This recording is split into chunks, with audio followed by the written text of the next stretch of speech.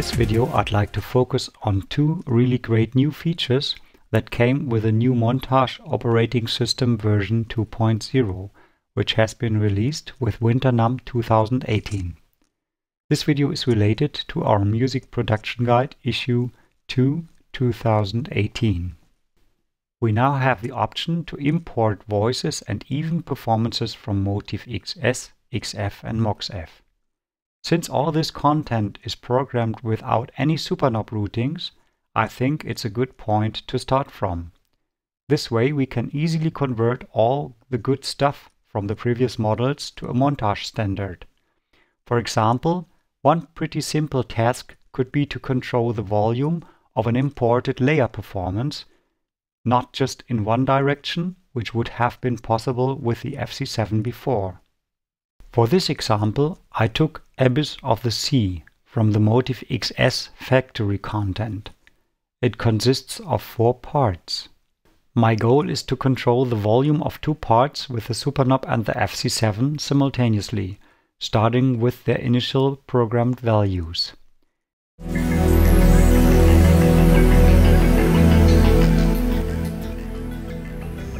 I just press the button Assign so that the connection from the superknob to the assignable knobs is visible. Now I just press Edit, select Part 2 via Part Select, tap on Volume, and the Control Assign button begins to dim. Then I press this button Control Assign and get the following information screen. I just move the superknob and I'm automatically taken to the Part 2 control assignment page. During the process, I get a pretty short information about the assignment routing, which shows up in the upper area of the display. In case you missed it, let me show you this information as a recorded image again. The following connections have been made automatically. Superknob to common assignable knob 1, to Part 2 assignable knob 3, to part volume. I now change the polarity of the curve to bipolar and the ratio to -32 because I want to have the volume rising to the left for part 2.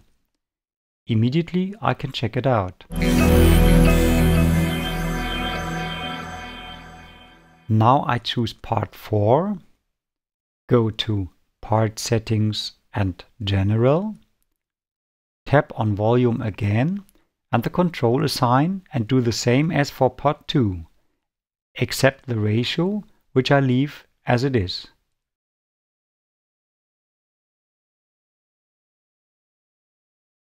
In order to have my FC7 controlling the superknob, I have to go to Edit, Common Audio, Control, and Control Number.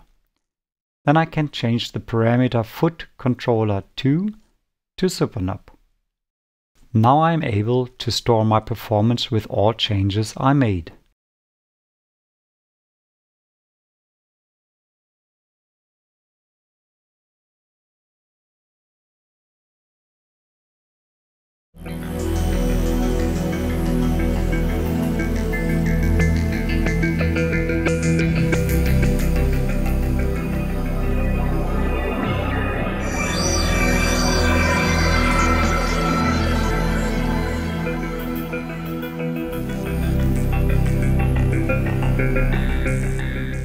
The development team did a really great job on this.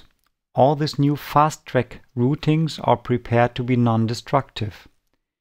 We have to keep in mind that the Motiv series also had 2 assignable knobs.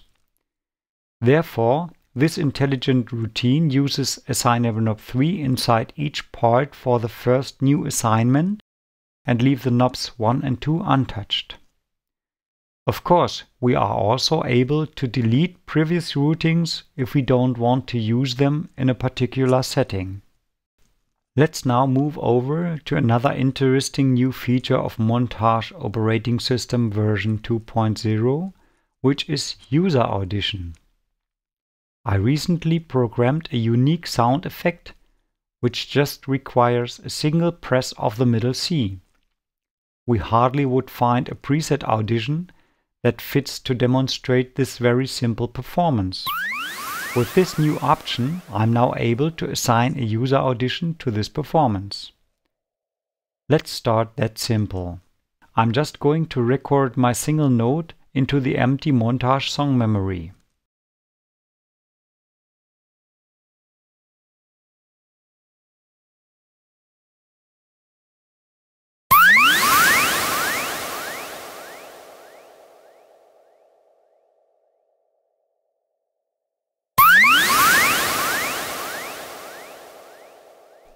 Next, I rename the recording.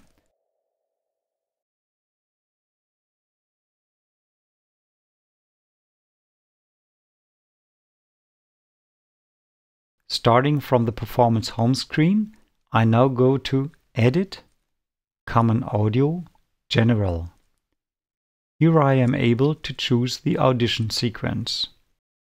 Before I am able to use my own recording, I have to press Update User Auditions. This transfers the whole song memory with a new amount of up to 128 songs of montage to the user audition memory. For a quick demonstration, I will do this now even though I just have that one song in my memory. Now the user bank appears and I'm able to assign my own recording. The performance has to be stored with this new assignment.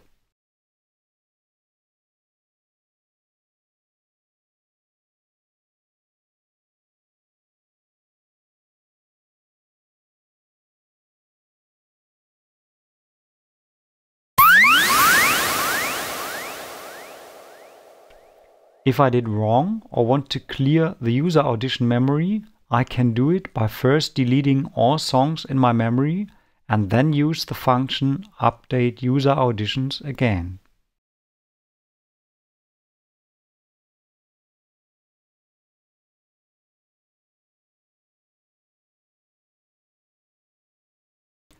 Remember that songs in the montage memory are just stored with a backup file.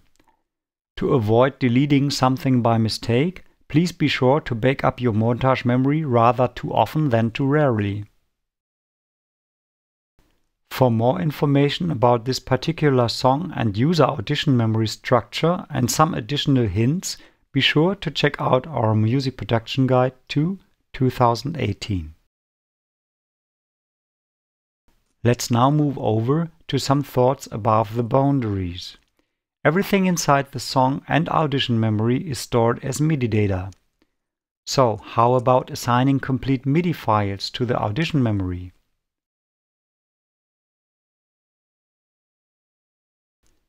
Importing MIDI files to montage song memory is as easy as just loading them from a connected USB flash drive.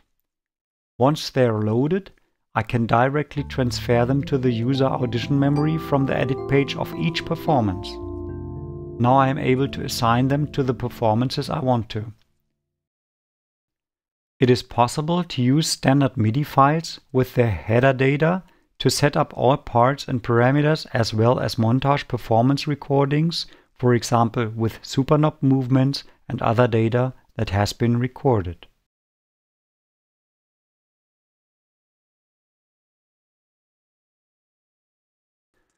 Of course, this is not a method to comfortably play MIDI files with transport functions and other features. But if we just need a backing track to be started once and play along, then probably nothing can go wrong using it this way. I'm able to stop at any time and prepare an extended still ending to have some time pressing the audition button because audition phrases are looped automatically.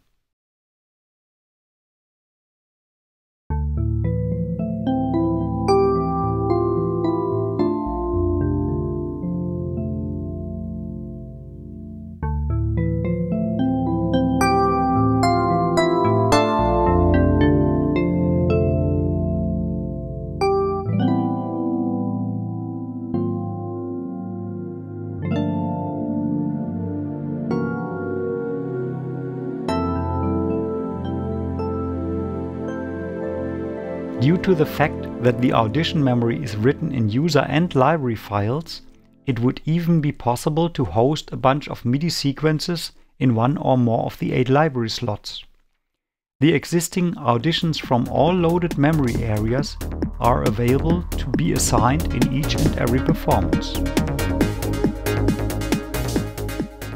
I hope you found this video helpful. Thanks for watching.